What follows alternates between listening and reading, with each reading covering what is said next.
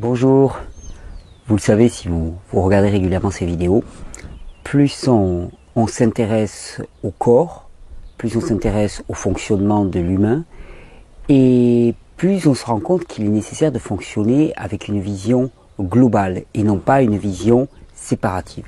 Alors ça n'a pas été notre orientation, la civilisation humaine actuellement s'est plutôt orientée vers une hyper spécialisation, une hyper atomisation, une hyper séparation aussi, hyper séparation qui est à la fois sur le plan physique, qui est à la fois sur le plan scientifique, mais même qui est sur le plan spirituel et sur le plan psycho-émotionnel, et qui donne des fruits qu'on connaît actuellement, qui ne sont pas des fruits de joie absolue, on ne peut pas le dire, qui ne sont pas des fruits de prospérité et de réussite absolue. Et vous savez, comme j'en parle souvent, c'est que il y a un autre regard, c'est-à-dire qu'il y a le regard qui décompose en des tas de petits micro-éléments et puis qui cherche ensuite à recomposer le puzzle à partir de tous ces petits micro-éléments. Mais ça me fait penser un petit peu à ce que je faisais quand j'étais jeune, c'est-à-dire que je prenais une machine que je ne comprenais absolument pas, je la démontais, parce que je prétendais la réparer, je la démontais, je la décomposais en pièces, elle se retrouvait sur mon tapis, et puis quand il s'agissait de la remonter, ben, j'étais bien en peine. J'étais vraiment bien en peine et je ne savais pas comment la remonter, parce que je pensais avoir compris. Je regardais chaque élément, je disais, oh mais ça m'a l'air d'aller comme... Non, ça allait pas comme ça. Durant ces vidéos, je vous propose un tout autre regard. Un regard qu'on dit systémique, dans lequel on raisonne avec des systèmes, des gros systèmes dans le corps au niveau physiologique, mais même des gros systèmes au niveau psycho-émotionnel qu'on va pouvoir observer aussi au cours des vidéos. Des systèmes qui nous permettent bien de les agencer les uns avec les autres et qui ne sont plus en lien directement avec tel organe ou telle glande, parce qu'un organe ou une glande peut faire partie de plusieurs systèmes, mais qui est plutôt en lien avec une fonction. Et c'est une approche qui est beaucoup plus satisfaisante pour moi, parce qu'une fonction, on sait exactement ce que c'est. Quand on parle du système urinaire, on va se dire, ok, c'est tout ce qui a à voir avec l'excrétion de l'urine. Quand on parle du système digestif, on va dire, ok, c'est tout ce qui a à voir avec la digestion. Quand on parle du système éliminatif, on va dire, c'est tout ce qui a à voir avec l'élimination. Alors, dans cette série de vidéos, le corps dans sa simplicité, il me semblait important de poser 3 systèmes, à partir desquels on va à peu près tout considérer. Donc, j'ai toute une série de vidéos extrêmement importantes, je pense, et qui sont très très attendues, avec le fruit de pas mal de travaux sur tout ce qui est dépression, fatigue chronique, fibromyalgie, syndrome dépressif mineur ou majeur, et troubles dits psychiatriques. J'ai toute une série de vidéos qui est sur l'alimentation, la prise de poids pour les sportifs, la prise de muscle et de poids pour les sportifs. Mais avant tout ça, il fallait que je pose quelques principes. Alors ces principes, ils sont simples, c'est quelques systèmes de base. On en a déjà beaucoup parlé, mais il me semblait important de les remettre en perspective, de les réorganiser. Et pour moi, il y a 3 systèmes vraiment qui sont essentiels dans le corps humain. C'est-à-dire qu'à partir du moment où ces 3 systèmes fonctionnent de manière adéquate, eh bien tout le reste du corps fonctionne de manière adéquate. C'est-à-dire qu'à partir du moment où ces 3 systèmes sont réglés, eh bien à ce moment-là, tout le reste se remet en place spontanément. C'est-à-dire que la loi homéostatique, s'il y a un dérèglement dans un autre système, eh bien la loi de l'homéostasie à l'échelle du corps humain, elle va se remettre en place. Et c'est ce qui rend finalement notre approche aussi simple et aussi facile à expliquer à quelqu'un, c'est que finalement c'est pas compliqué. Alors c'est rassurant, c'est pas compliqué la vie. C'est pas compliqué parce qu'il suffit d'arriver à cerner si la personne est plutôt déficiente sur ce système ou ce système, des 3 systèmes que je vais citer. Et une fois qu'on a déterminé si la personne est déficiente plutôt dans celui-là, eh bien on connaît les conditions qui vont faire qu'on va pouvoir renforcer tel ou tel système, et donc on connaît les conditions qui vont faire qu'ensuite tous les autres systèmes par voie de conséquence, en cascade finalement, vont se régénérer spontanément, parce que ça se régénère spontanément, il n'y a pas grand chose à faire. Alors ces 3 systèmes, c'est le système digestif, le système éliminatif et le système endocrinien. J'en parle beaucoup dans ces vidéos, mais je vais consacrer une vidéo à chacun d'entre eux. Je vais consacrer une vidéo à chacun d'entre eux parce qu'il y a beaucoup de notions qu'on n'a pas encore développées, qu'on n'a pas encore observées. Et une fois que ça sera posé, qu'on aura le grand puzzle, alors là, on va pouvoir se régaler. Quand on a tous les éléments du puzzle, mais qu'on les a à partir d'une vision de l'aigle et non pas une vision de la fourmi. C'est-à-dire qu'on les voit de haut et on les voit pas d'en bas. On les voit pas comme des tas de petits morceaux séparés qui nous écrasent, mais on le voit avec une vision qui englobe tout, qui organise les éléments entre eux. Alors à ce moment-là, on commence à comprendre comment fonctionne la fabuleuse physiologie humaine, qui est quelque chose d'absolument merveilleux. J'étais encore hier soir en train de discuter avec quelqu'un, je disais finalement, la fonction absolue du corps, et on va le voir aujourd'hui avec ce que j'appelle le système éliminatif, le corps est un système qu'on pourrait décrire comme essentiellement éliminatif, mais plus encore que ça, c'est quelque chose qui recycle et qui transforme en permanence. Qui recycle et qui transforme en permanence, qui prend les éléments, qui les réutilise, qui les décompose, qui les recompose. Il n'arrête pas. Ça n'arrête pas à l'échelle du corps.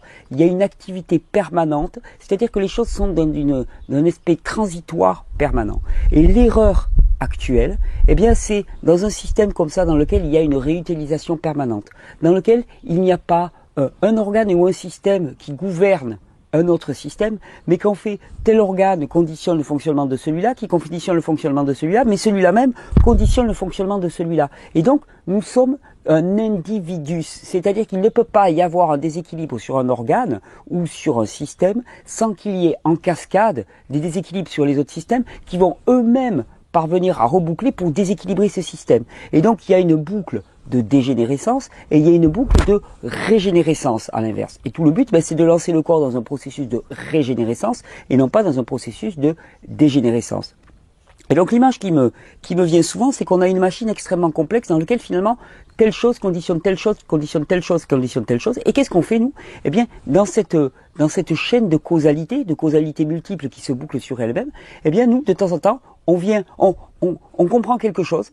Hein, on voit deux organes et puis là on voit une chaîne, on dit ah ouais, là j'ai compris un truc. Hein. Alors vous savez, c'est le petit élève savant là, le petit perroquet qui a compris juste un petit pouillème de la question et il dit alors moi je vais venir ajouter ça ou je vais venir arrêter ça, bloquer ce système. Sauf que ce que l'on voit pas, c'est toutes les conséquences qui elles-mêmes conditionnaient le fonctionnement lui-même qui produisait ce produit. Et donc finalement on vient mettre nos grosses paluches dans un système qui est un système d'équilibre, permanent. Il faut vraiment penser l'être humain comme un être d'équilibre. C'est pour ça que quand on parle d'acide, de base, eh bien, moi je dis toujours, l'être humain est un être d'équilibre. Il ne s'agit pas d'être trop basique, trop alcalin, il ne s'agit pas d'être trop acide, il s'agit d'être à notre exact équilibre. Nous sommes une espèce qui prospère dans un climat ni trop chaud, ni trop froid. Nous sommes une espèce qui prospère dans un climat ni trop humide, ni trop sec, ni trop acide, ni trop alcalin, ni trop fatigué, ni trop reposer. Il faut trouver l'exact équilibre. Dans la vie, les processus sont des processus d'équilibrage. Et d'ailleurs, quand on regarde la physiologie humaine, on comprend vraiment que ces boucles de rétroaction sont là pour permettre cet équilibrage. Parce que sinon, si on avait un organe qui dominait tous les autres, eh bien, à ce moment-là, cet organe, lui, conditionnerait tous les autres. Il suffirait que cet organe ait une dysfonction et à ce moment-là, eh bien, il y aurait une prépondérance et il pourrait induire tout le système corporel dans un sens. Et il n'y aurait aucun moyen de réguler tout ça. C'est bien parce que nous sommes un être d'équilibre qu'il y a des processus de régulation. Et donc, je pense qu'il faut se départir complètement de l'idée que tel produit, tel organe, tel système est le conditionnaire et surtout est la solution. Vous savez, c'est quelque chose qui apparaît très souvent. C'est que d'un seul coup, on trouve un produit. Ah, on a trouvé le L-carni machin chose. Hein. Et alors là, c'est la solution à tous les problèmes. C'est la déficience dans ce produit-là qui fait que toutes les maladies de civilisation, la dépression, Alzheimer, Parkinson, le diabète, c'est la déficience en ce produit-là qui fait que finalement, eh bien, on va mal. Ça ne fonctionne pas. Alors ça, c'est une logique qui est issue du monde commercial, dans lequel on nous fait peur, on nous rend dépendants d'un produit unique, on sépare encore, et ensuite, finalement, on cherche à nous vendre un produit. Mais ça ne marche pas comme ça, parce qu'on comprend que la synthèse de ce produit dans le corps, elle est conditionnée elle-même par d'autres synthèses, et que si on introduit de façon massive ou on enlève de façon massive, parce qu'on peut supprimer, on peut empêcher l'utilisation d'un produit dans le corps, ou on peut l'ajouter, ce produit, de façon externe, eh bien, qu'on en ajoute ou qu'on en enlève, c'est toute une chaîne de réactions en cascade qui conditionne elle-même la production de ce produit. Et donc, on va commencer à mettre nos grosses papates dans un système qui est un système d'équilibre parfait. Imaginez une horlogerie parfaite. Imaginez une horlogerie d'une beauté qu'on ne peut même pas contempler finalement et comprendre, sinon par finalement le ressenti intime de tous ces fonctionnements. Là, à cet instant, finalement, tous ces équilibres, ces flux de matière dans mon corps, le sang qui pulse dans mes veines, la lymphe qui circule, mon cœur qui bat, mon poumon, et tout, au niveau des microcellules, ces échanges de minéraux, ces osmoses qui font que certains minéraux passent à travers de certaines parois. Eh bien, cet équilibre subtil, cet équilibre extraordinaire, eh bien, à partir du moment où on va venir mettre un facteur de déséquilibre dedans, eh bien, il va commencer à... Voilà. La physiologie humaine, c'est que ça. C'est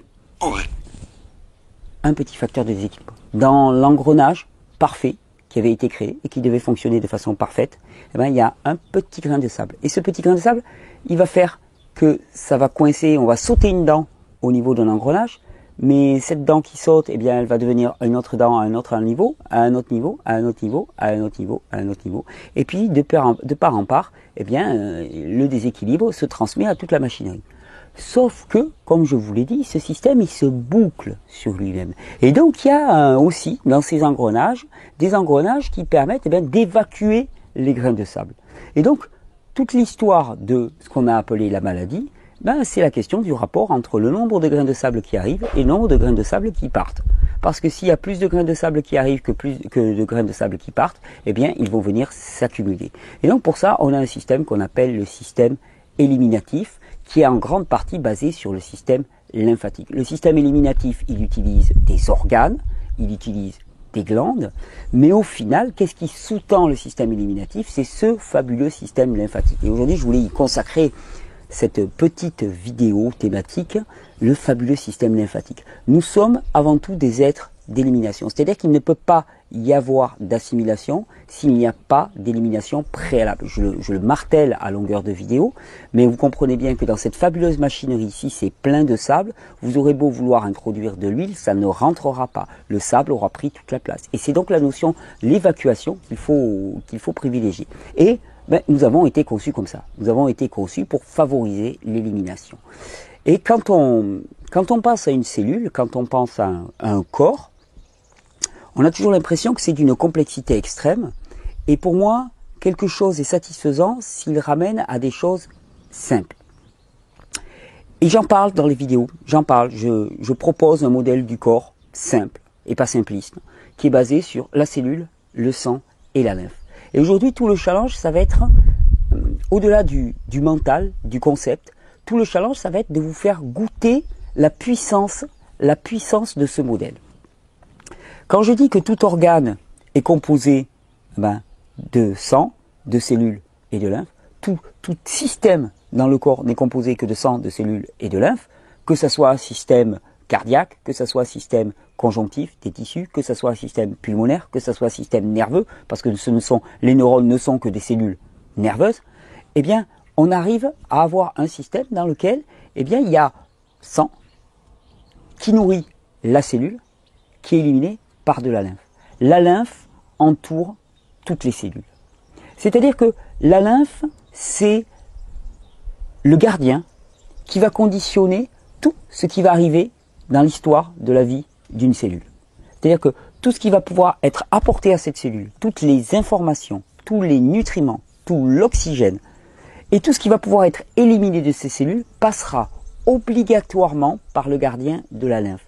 Elle est où la lymphe? Elle est partout dans le corps. Elle est vraiment partout dans le corps. Et je pense qu'il faut vraiment faire un effort volontaire pour se départir de cette représentation simpliste dans laquelle nous avons des canaux dans le corps. C'est-à-dire qu'on se dit, le sang, j'en ai hop, là je vois une artère, je vois une veine, ok, là j'ai du sang. Mais ailleurs j'en ai pas. Mais pourtant le sang, eh bien, il irrigue toutes les cellules de notre corps. Eh bien, pour la lymphe, c'est encore plus irrigué qu'avec le sang. C'est-à-dire qu'il y a de la lymphe absolument partout. C'est-à-dire que dans le foie, il y a de la lymphe, dans le cœur, il y a de la lymphe, dans les reins, il y a de la lymphe, dans la peau, il y a de la lymphe. Il y a de la lymphe absolument partout. Et la lymphe est en contact avec tout. C'est-à-dire qu'il n'y a rien dans le corps qui échappe au contact du système lymphatique. Et c'est bien tombé puisque le système lymphatique a pour but de nettoyer le corps. Et donc, à ce moment-là, ça veut dire que on a la capacité de drainer les toxines et de les attirer dans ce fabuleux système à partir de n'importe quel endroit dans le corps. Il n'y a pas une zone où on va collecter, une zone où on va éliminer. C'est partout dans le corps que c'est drainé. Je le répète encore, parce que je pense que c'est le plus difficile à concevoir. Non pas que je sois arrogant, mais je sais qu'il m'a fallu des années. Je ne me crois pas plus stupide que la moyenne, mais il m'a fallu des années pour passer d'une compréhension intellectuelle de la chose à réellement me l'approprier. C'est-à-dire que me dire en permanence que en toute cellule, il y a de la lymphe et que toute congestion au niveau lymphatique va amener à une dysfonction d'un organe, d'un tissu, d'une zone. Et que c'est là la base, c'est vraiment la base. Alors ce système lymphatique, il a une particularité, je l'ai déjà dit, je le répète puisque c'est censé être une vidéo thématique, il est gras. Il est de type gras, c'est-à-dire qu'il est constitué d'acides gras.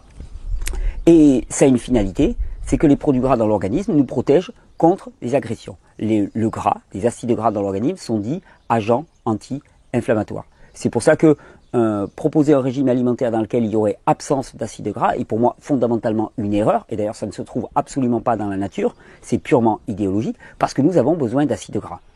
On peut en synthétiser à partir des sucres, sauf que c'est une voie secondaire, alors que l'idéal est d'avoir dans son alimentation un apport régulier d'acides gras. Non pas de graisse, non pas d'huile, non pas de graisse de canard, d'acides gras. Et les acides gras, on les trouve effectivement dans les fruits, dans les légumes, on en trouve dans les noix, mais on en trouve simplement dans les feuilles de légumes, on trouve beaucoup d'acides gras.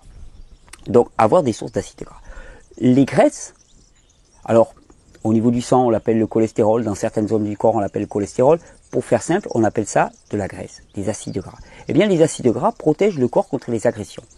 C'est un petit peu comme si vous mettiez une couche de pommade à l'échelle de toutes les cellules, à l'échelle de tous les systèmes, à l'échelle de tous les tissus, une couche de pommade, une couche de vaseline pour protéger contre les agressions acides. Cette lymphe, elle véhicule donc ces produits acides, mais vous avez remarqué quelque chose, c'est que rarement, quand on va aux toilettes, on défèque ou on urine de la lymphe. La lymphe, elle ne sort pas du corps. Alors il y a un petit problème parce que, imaginons, vous avez un réservoir pour collecter les déchets, il collecte les déchets, mais il n'y a pas de porte de sortie. Ah, il y a quand même un problème. Il n'y a pas de porte de sortie. S'il y a des déchets qui arrivent et qu'il n'y a pas de porte de sortie, obligatoirement, ça va s'accumuler. Ça paraît la logique même. Et puis c'est là qu'on nous dit, finalement, le circuit lymphatique, c'est-à-dire que tout ce qui vient des cellules se collecte en micro-petits capillaires lymphatiques qui vont ensuite s'agglutiner pour former des plus gros vaisseaux, qui vont s'agglutiner pour former des gros canaux lymphatiques. Et ce canal lymphatique, au final, il se vide dans le sang. Alors là, attends une minute. J'ai le sang qui est un produit aqueux, donc basé sur l'eau. À ce que j'en sais, les graisses ne se mélangent pas à l'eau. Et d'un. Deuxièmement, j'ai le sang qui est le nourricier des cellules. On a dans le corps tout un système qui est censé collecter les déchets. Il les collecte minutieusement, précautionneusement, avec une rigueur extraordinaire, une rigueur dont témoigne le fait que finalement la lymphe soit partout. Donc il n'y a pas une zone du corps où la lymphe ne va pas venir collecter des déchets. Elle les rassemble, elle les empaquette, et puis quand c'est bien fait, hop, elle les balance dans le sang. Elle dit, écoute, voilà, je te rends toxique. C'est une aberration complète. Ça ne peut pas fonctionner comme ça, et ça ne fonctionne pas. Ça ne fonctionne d'autant moins qu'il ne peut pas y avoir miscibilité des éléments gras dans un liquide qui est basé sur l'eau. Donc, il y a un contact entre le sang et la lymphe, oui, mais souvenez-vous de ce que j'ai dit en début de vidéo, il y a un contact entre le sang et la lymphe parce que dans le corps, il n'y a rien qui fonctionne dans un seul sens, c'est-à-dire qu'il y a recyclage permanent. Et dans la lymphe, il peut se trouver qu'au moment de la collecte des déchets, il se trouve des matériaux qui pourraient être intéressants pour la nutrition cellulaire. Alors à ce moment-là, qu'est-ce qui se passe? Eh bien, il repasse de la lymphe dans le sang pour être réutilisé, recollecté pour nourrir. Mais aucun élément toxique ne passera de la lymphe vers le sang, à moins que la lymphe soit tellement saturée qu'elle déborde, c'est-à-dire qu'elle ne puisse plus. Alors l'image de déborder est un petit peu simpliste. La lymphe ne déborde pas, c'est juste qu'elle n'accepte plus les déchets du sang et que le sang ne peut plus évacuer ces déchets. C'est pas la lymphe grasse qui déborde dans le sang, c'est le sang qui ne peut plus évacuer ces déchets. Et comment est-ce que le sang peut évacuer ces déchets? Souvent on me pose la question, comment est-ce que ça passe les déchets de la lymphe, du sang à la lymphe? Ben, je dis c'est tout simple. Hein. Les nutriments, ils arrivent dans le sang par les veines directement, par le contact avec la paroi intestinale. C'est-à-dire que dans la paroi intestinale, eh qu'est-ce qu'il y a? Il y a des cellules avec du sang et de la lymphe. Hein. Eh bien, les déchets certains déchets partent dans la lymphe à ce niveau-là. Les nutriments partent dans le sang immédiatement. Oui, mais ce sang, il est lui-même bordé par quoi? Par de la lymphe en permanence. Il n'y a pas de séparation. Et donc, c'est à tout instant qu'il peut y avoir des flux de matière entre sang et lymphe parce que les deux vivent intimement. Ils ne se mélangent pas. Pourquoi? Parce qu'ils sont de nature complètement différente. S'ils étaient tous les deux à queue, ils se mélangeraient en permanence. S'ils étaient tous les deux gras, ils se mélangeraient en permanence. Nous avons été créés de la bonne des manières, c'est-à-dire qu'en mélangeant, en faisant se juxtaposer un liquide aqueux avec un liquide gras, on était certain qu'ils n'allaient pas se mélanger. Et que c'est pas parce qu'ils sont ensemble dans un même endroit qu'ils vont pouvoir se mélanger. Essayez de mettre une goutte d'huile avec de l'eau, vous allez voir, la goutte d'huile ne va pas se mélanger à l'eau. Et vous serez toujours à même de récupérer votre goutte d'huile avec une cuillère, et elle ne sera pas mélangée à l'eau, à part qu'on utilise des agents pour la miscibilité. Donc, c'est en permanence, en tout endroit dans le corps, que cette lymphe recueille des déchets. Elle les recueille, et elle les recueille, non pas pour les rebalancer dans le sang, elle les recueille non pas pour sortir à l'extérieur parce que ça ne marche pas, mais elle les recueille pour les épurer. Et elle les épure dans des petites fosses septiques qu'on appelle les ganglions lymphatiques. Les ganglions lymphatiques, ils sont très très intéressants parce qu'il faut vraiment les concevoir comme les systèmes épurateurs du corps. Mais ce sont des systèmes épurateurs pareils, qui n'ont pas de sortie vers l'extérieur. Alors là, on me dit, ok, le mystère s'épaissit. La lymphe ne sort pas vers l'extérieur. On n'urine pas de la lymphe, on ne défèque pas de la lymphe. Ok. Ah, je trouve des fosses septiques. Bon, alors j'imagine que la fosse septique, une fois qu'elle a fait son traitement, eh bien, elle va venir évacuer. Eh bien non. Non. La fosse septique, son but, c'est simplement de diminuer la toxicité des produits qui circulent dans la lymphe. Et comment? Eh bien, parce que dans ces fosses septiques, il y a un ensemble de bactéries, de micro-organismes qui vivent en harmonie, qui se multiplient s'il y a nécessité, qui diminuent au niveau population s'il y a nécessité, de manière à réaliser une fonction d'épuration. Mais alors, on va me dire, mais ensuite, comment est-ce que ça peut sortir? Comment est-ce que la lymphe peut s'évacuer dans les reins? Comment est-ce que la lymphe peut s'évacuer au niveau des intestins? C'est là où il faut vraiment comprendre que les reins, ils sont composés de quoi? On va dire, oui, mais c'est au niveau des néphrons qu'il y a des échanges. Les reins sont composés de quoi? Ils sont composés de cellules baignées par de la lymphe et alimentées par le sang. Comment est-ce que le système lymphatique peut évacuer ces déchets au niveau des reins? Simplement parce que les reins sont purement lymphatiques. Les reins sont un organe lymphatique, comme les intestins sont un organe lymphatique, pour la bonne et simple raison qu'il n'y a rien qui ne soit pas lymphatique dans le corps. Le corps est entièrement lymphatique, le corps est entièrement sanguin, il y a du sang partout, il y a de la lymphe partout, et les déchets, une fois leur toxicité diminuée, peuvent être évacués à n'importe quel endroit du corps, et donc a fortiori dans les organes qui sont dits organes d'élimination. On a l'impression qu'un rein, c'est un ensemble fini. Il suffirait de zoomer au microscope et on se rendrait compte que finalement, eh bien, toute matière n'est pas un trait qu'on dessine sur une feuille, mais que c'est un ensemble de cellules plus ou moins serrées, reliées entre elles, et qu'on a défini des organes parce qu'on les perçoit comme ça avec notre œil. Mais vous savez, c'est l'image, moi, qui m'avait toujours frappé. Quand on regarde au microscope électronique, par exemple, une table, eh bien, on se rend compte que la surface de la table, qui nous a l'air dure, finie et bornée, en fait, elle est creuse, elle est vide. On se dit, mais comment ça se fait que je ne passe pas ma main au travers? C'est les limites de notre expérience humaine, c'est les limites de nos sens. Et nos représentations nous enferment. C'est pour ça qu'il est aussi urgent de changer de modèle par rapport au corps. Nos représentations nous enferment et on a l'impression que finalement, parce que on ne voit pas un canal lymphatique arriver au rein, un vrai canal, un vrai tuyau, comme le tuyau d'eau froide qu'on va venir mettre sur son robinet. Et bien, comme on ne voit pas de vrai tuyau qui arrive au niveau du canal lymphatique, ça veut dire qu'il n'y a pas d'évacuation. Mais la lymphe, elle est partout. Le rein est lymphatique. Les intestins sont lymphatiques. Et donc, le but de ces ganglions, c'est de diminuer la toxicité de ce produit qui circule dans la lymphe.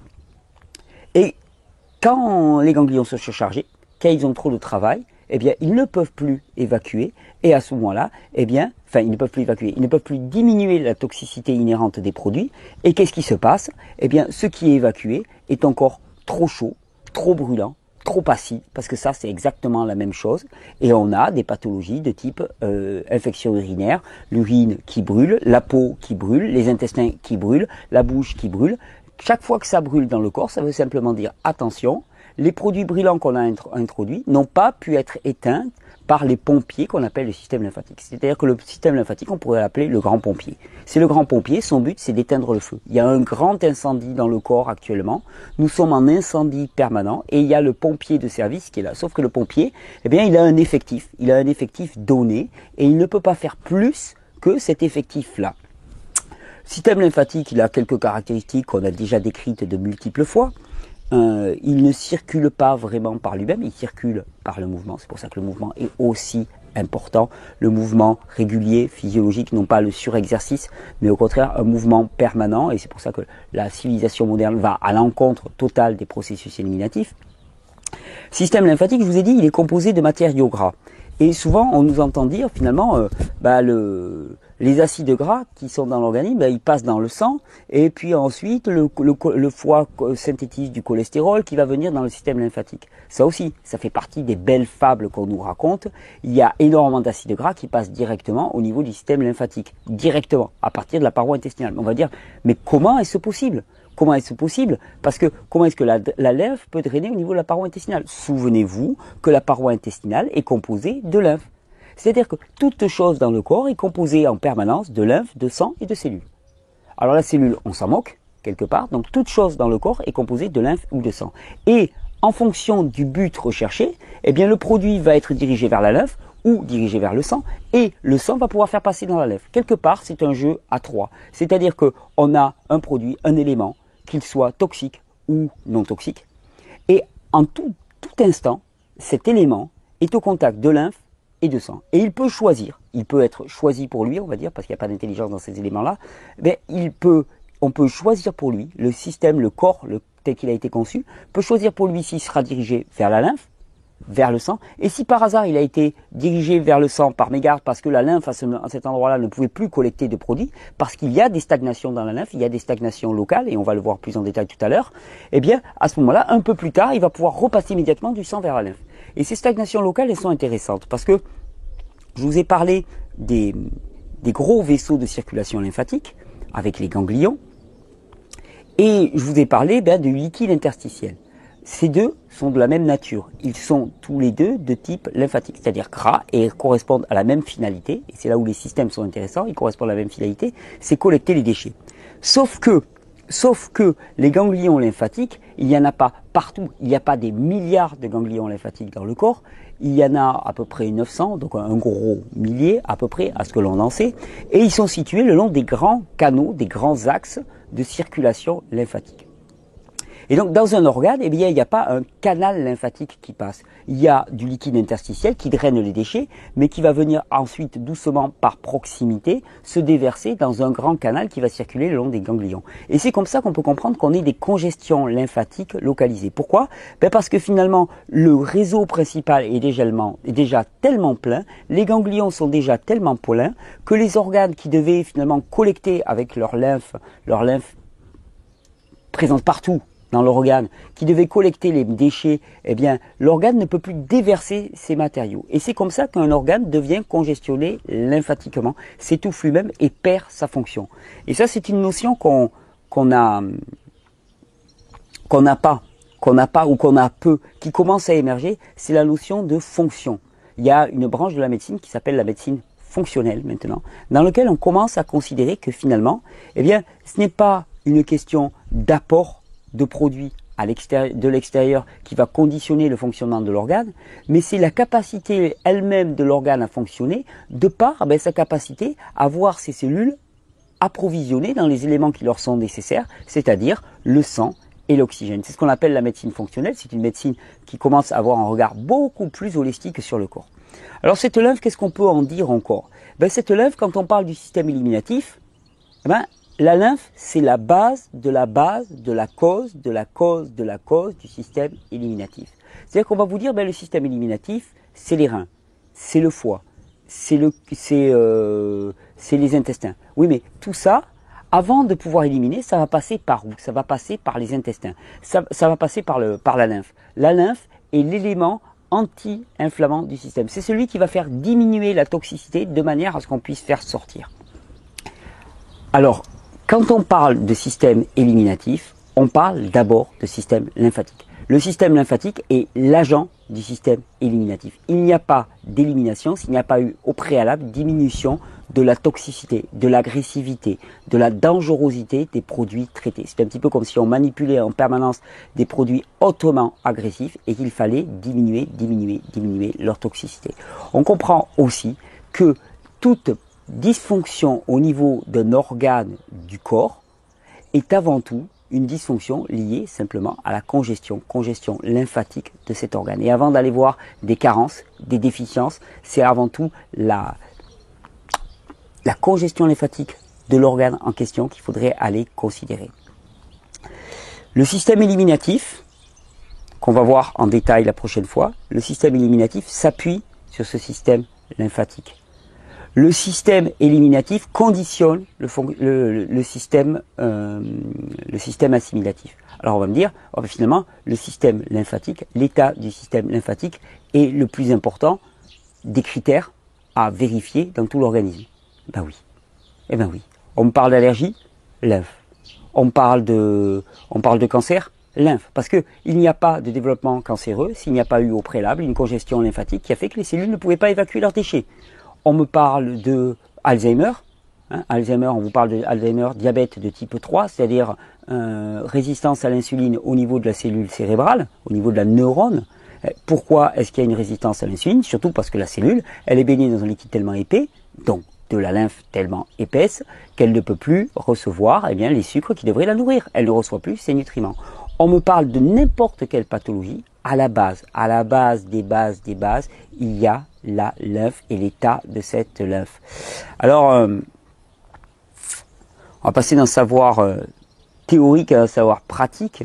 Dans 2 jours, là, samedi, on va se lancer. Je vous propose une petite démarche vers la régénération. Une cure de jus pour expérimenter quelque chose d'autre. Alors pourquoi les jus finalement? Simplement parce que en diminuant le travail digestif, on va favoriser le travail éliminatif. Et vous allez voir, on va commencer les jus avec beaucoup de jus qui vont cibler le fonctionnement du système lymphatique. Même si c'est difficile de raisonner en termes de recettes, on va cibler le fonctionnement du système lymphatique, on va cibler le fonctionnement du système éliminatif avec des jus pour le foie, des jus pour les reins, des jus pour les intestins, parce que cette fonction éliminative est la première à nourrir dans le corps. On pense toujours à nourrir les organes, il faut avant tout favoriser la nourriture du système éliminatif. Dans 2 jours, ça va démarrer. On va passer dans le savoir empirique, c'est-à-dire que peut-être que vous regardez ces vidéos depuis quelque temps, vous tournez, vous posez des questions, à un savoir pratique. Alors vous allez dire, mais est-ce qu'on peut basculer comme ça du jour au lendemain dans une cure de jus? Pas obligatoirement, mais à chacun son challenge. Et c'est un petit peu ce que je veux proposer. Il ne va pas y avoir de critérisation. Il ne va pas y avoir de « ouais, moi je fais que du tout jus » ou « moi je fais un petit peu de jus ». Non, c'est chacun se lance dans sa démarche. Il y en a qui vont fonctionner au jus toute la journée pendant 10 jours et les vidéos vont être une nourriture, une vidéo quotidienne vont être une nourriture pour soutenir tout ça. Il y en a qui vont le faire que le matin. Il y en a qui vont fonctionner au jus toute la journée puis manger le soir. C'est à chacun de placer sa barre à son niveau. Parce que vous l'avez compris dans ces vidéos, le principe essentiel, c'est que personne ne peut déterminer où se situe la barre pour vous. C'est même pas votre intellect qui va le déterminer, c'est votre ressenti. C'est-à-dire que on commence d'une certaine manière et on régule en permanence. Le corps humain est un corps de régulation, est un corps d'équilibre. Et la seule façon de coller à la vie, c'est de rentrer dans le ressenti. Non pas de passer par des processus intellectuels en se disant je vais faire ci, je vais faire ça, mais de danser avec la vie en permanence en étant dans le ressenti. Et ce ressenti, eh bien, il n'y a que vous qui pouvez le ressentir. C'est une bonne celle-là. Il y a ce ressenti, il n'y a que vous qui puissiez le ressentir. Et c'est pour ça que là maintenant j'ai envie de dire, ok, maintenant ça suffit d'écouter des vidéos, ça suffit d'écouter des théories. Parce que de toute façon, les vidéos, les théories, ce n'est que quelque chose d'extérieur. Et il n'y aura jamais aucune transformation en nous s'il n'y a pas quelque chose d'intérieur qui se passe. Et ce n'est pas l'extérieur qui va pouvoir amener l'intérieur. L'extérieur peut interpeller, les mots que je vais utiliser peuvent interpeller, mais il n'y a que parce qu'à un moment on fait le choix délibéré de se rendre dans l'expérience, de rentrer littéralement dans le vivant, dans le vécu de l'expérience, qu'on peut expérimenter, ressentir et développer son ressenti. Alors, dans cette fête de la régénération, on va en parler, qui correspond symboliquement à la résurrection du Christ dans la tradition chrétienne. Et bien dans cette fête de la régénération que je vous propose, on va rentrer dans un savoir directement pratique. Je voulais parler de ces systèmes éliminatifs en tant que vidéo thématique pour qu'on sache exactement de quoi on parle quand on va parler de la lymphe, parce qu'on va en parler beaucoup de la lymphe, parce que je vous promets que pendant ces 10 jours, si vous n'avez pas encore expérimenté des cures de jus de la lymphe, vous allez en voir, vous allez en entendre parler, elle va se rappeler à vous, elle va vous rappeler que vous êtes vivant. Eh bien, bienvenue dans le monde des vivants. Et c'est vrai qu'en allégeant le système digestif, en analysant le travail digestif, en dépensant moins d'énergie pour ces processus qui sont des processus qui accaparent énormément de notre corps et de notre temps et de nos émotions, eh bien en allégeant ces processus, il y a autre chose qui se passe. C'est cette autre chose qui démarre samedi. Samedi, tous ceux qui veulent, venez, bienvenue. Bienvenue pour partager un moment dans lequel nous allons expérimenter autre chose. Autre chose, chacun pose ses limites. En allégeant les processus digestifs, on favorise les processus éliminatifs. En favorisant les processus éliminatifs, on va commencer à écouter le glouglou de la lymphe dans le corps. Et vous allez voir que ce glouglou, il va augmenter de plus en plus, il va se rappeler à nous. Il n'y a pas de règle, chacun fait comme il le sent. Vous allez voir sur le site, sur la colonne de gauche, je me trompe toujours de direction, sur le site, colonne de gauche, je m'engage à me lancer pratiquement dans un processus de régénération. La fête de régénération, c'est ça. Je m'engage à me lancer pratiquement dans un processus de régénération. Je vous propose que ça passe par une cure de jus. Ce n'est pas une obligation. Je vous propose que ça passe surtout par un challenge que se met chacun pour aller plus dans le sens de l'élimination, pour aller plus dans le sens de l'allègement, pour aller plus dans le sens de l'expérience concrète et pour aller plus dans le sens du ressenti. Personne ne pourra le faire pour nous. Personne, strictement personne. Il n'y a aucun thérapeute qui pourra le faire pour nous. La guérison, elle est individuelle et elle passe par la connaissance de soi-même. Alors la fête de la régénération, c'est la fête de la connaissance de nous-mêmes. C'est la fête de la non-dépendance à quelqu'un qui pourrait nous donner un avis. C'est la fête de la dépendance à notre ressenti et aux lois qui nous gouvernent. Je vous souhaite une bonne fête. On va se préparer pour la célébration. Vous allez voir, ça va démarrer sur les chapeaux de roue, je pense, samedi. Samedi matin, la vidéo sera en ligne.